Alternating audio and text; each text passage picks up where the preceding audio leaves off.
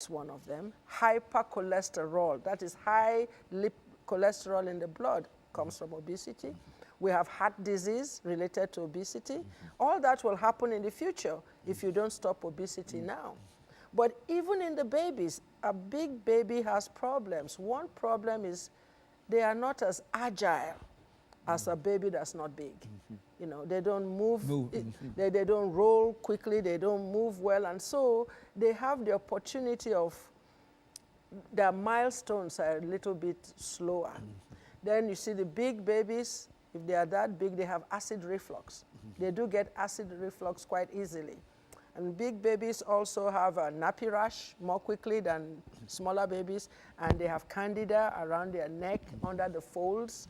And the story of sudden infant death syndrome, we don't know the exact cause of all of that, but it has to do with problems, sleep problem, breathing problem, and this type of things might be higher in children that are a little bit too big for their age.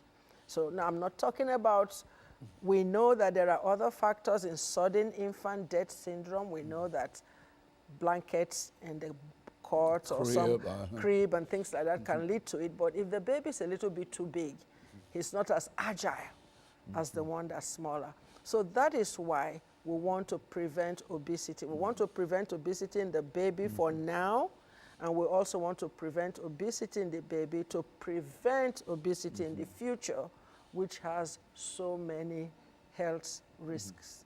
How many, it seems that you're sort of breaking a pathway toward some things people never thought of in terms of the size of these babies. Generally, when we talk about obesity in children, we get them when they are 2 or 3 years old and they're getting, but what you're saying is that the very, very factor of the way they are fed has quite a bit to do with it, and you think that breastfeeding has...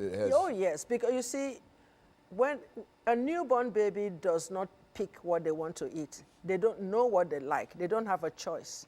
They take what they are given, and the natural choice is breastfeeding, breast milk.